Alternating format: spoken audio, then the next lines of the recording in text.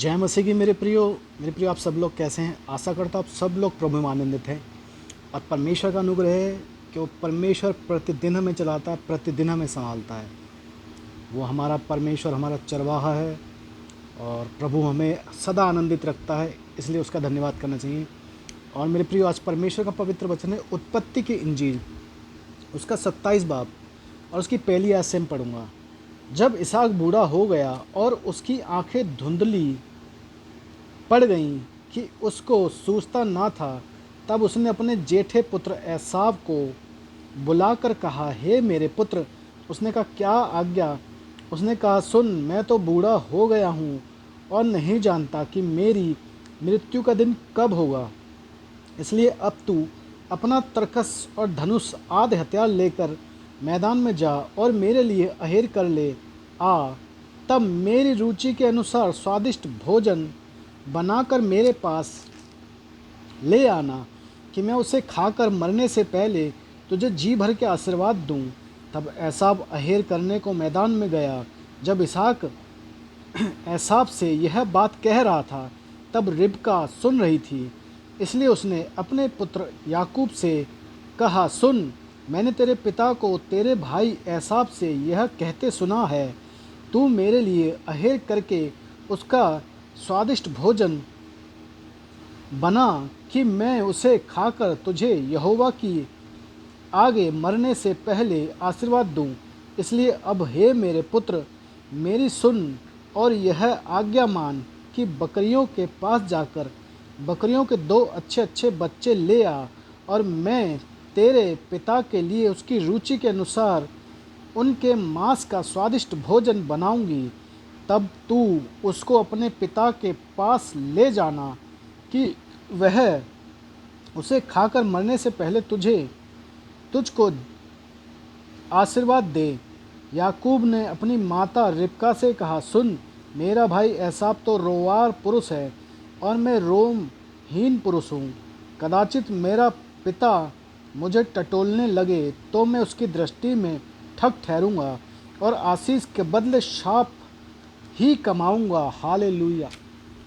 मेरे प्रियो, जब इसहाक बाइबल बताती है, जब इसहाक मरने पर था तो उसका बड़ा बेटा, उसका जेठा पुत्र, बड़ा बेटा एसाव, जो रोवार देह का था, जो धनुर्धारी था, जो बाइबल बताती है जो अहेर करके लाता था, तो इसहाक ने उससे बोला कि मेरे लिए अहेर करके ला और मेरी रुचि के हिसाब से बना कि मैं मरने से पहले तुझे खाकर, तेरी रुचि का जो भोजन है उसे खाकर मैं मरने से पहले आशीर्वाद दूं परमेश्वर की ओर से।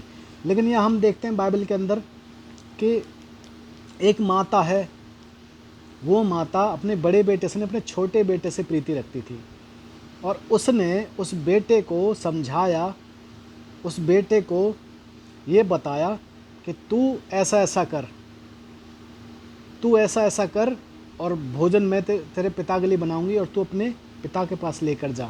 लेकिन यहाँ याकूब डर रहा है। याकूब कह रहा है कि मैं रोवार देह का पुरुष नहीं हूँ और एसाव तो रोवार देह का है।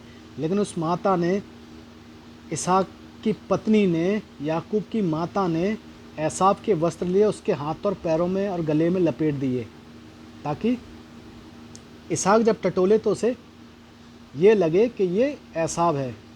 सोचिए मेरे प्रियो कि पुराने नियम में नए नियम में फ़र्क है। पुराने नियम में बहुत जगह देखते हैं कि बार बार हम देखते हैं कि इजरायली लोग बार बार पाप करते थे और लोग भी पाप करते थे।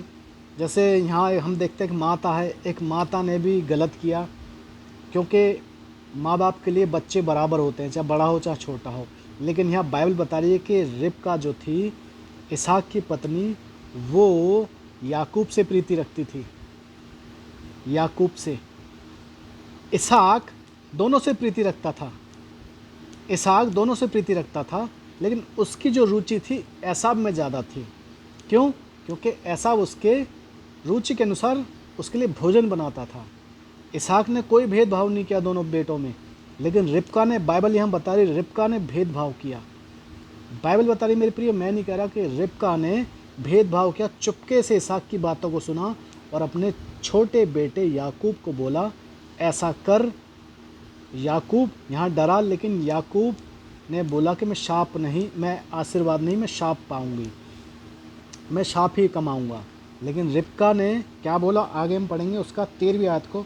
उसकी माता ने उससे कहा, हे मेरे पुत्र, शाप तुझ पर नहीं, मुझ ही पर पड़े। हालेलुया, मुझ ही पर पड़े मेरे प्रियो।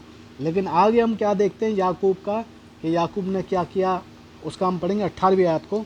तब वह अपने पिता के पास गया और कहा, हे मेरे पिता। उसने कहा, क्या बात है?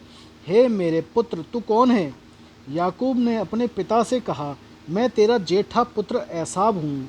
मैंने तेरी आज्ञा के अनुसार किया है, इसलिए उठ और बैठकर मेरे अहेर का मांस में से खा, कि तू जी से मुझे आशीर्वाद दे।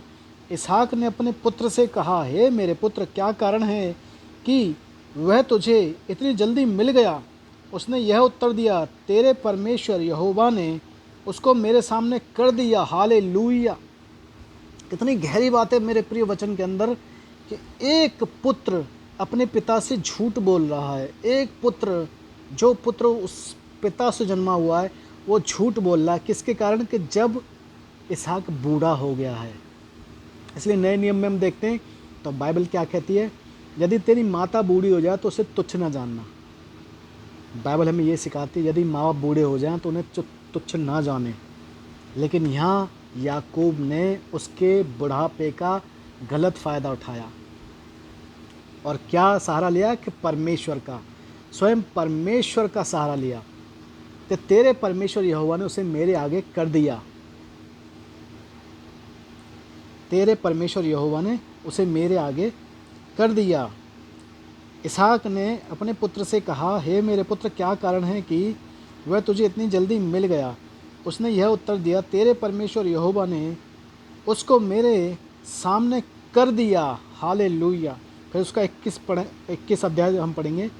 फिर इसहाक ने याकूब से कहा, हे मेरे पुत्र, निकट आ, मैं तुझे टटोल कर जानूं कि तू सचमुच मेरा पुत्र एसाव है कि नहीं। तब याकूब अपने पिता इसहाक के निकट गया और उसने उसको टटोल कर कहा, बोल तो याकूब का सा है, पर हाथ एसाव ही कैसे जान पड़ते हैं। और उसने उसको नहीं पहचाना, क्योंकि उसके हाथ उसके भाई केस से रोवार थे। अतः उसने उसको आशीर्वाद दिया और उसने पूछा, क्या तू सचमुच मेरा पुत्र एसाव है? उसने कहा, हाँ मैं हूँ। तब उसने कहा, भोजन को मेरे निकट लिया, कि मैं अपने पुत्र के अहेर का मांस में से खाकर तुझे जी से आशीर्वाद दूँ। तब वह उसको उसके निकट ले आया और उसने खाया, और वह उसके पास दाख मधु भी ले आया और उसने पिया। तब उसके पिता इसहाक ने उससे कहा, हे मेरे पुत्र, निकट आ कर मुझे चूम। उसने निकट आकर उसको चूमा और उसने उसके वस्त्रों का सुगंध पाकर उसको यह आशीर्वाद दिया, देख मेरे पुत्र की सुगंध जो ऐसे खेत की सी है जिस पर यहोवा ने आशीष दी हो। परमेश्वर तुझे आकाश से ओस और भूमि की उत्तम से उत्तम उपज और बहुत सा अनाज और नया दाखमधु दे। राज्य राज्य के लोग तेरे अधीन हो और देश देश के लोग तुझे दंडवत करें। तू अपने भाइयों का स्वामी हो और तेरी माता के पुत्र तुझे दंडवत करें। जो तुझे शाप दे वह अपने ही शापित हो, और जो तुझे आशीर्वाद दे वह आशीष पाए। हालेलुया। यहाँ इसहाक याकूब को आशीर्वाद दे रहा है मेरे प्रियो। इसहाक याकूब को आशीर्वाद दे रहा है परमेश्वर की ओर से। सोचिए, परमेश्वर की ओर से याकूब ने और उसकी माता ने, याकूब की माता यानी कि इसहाक की बीवी ने धोखा किया।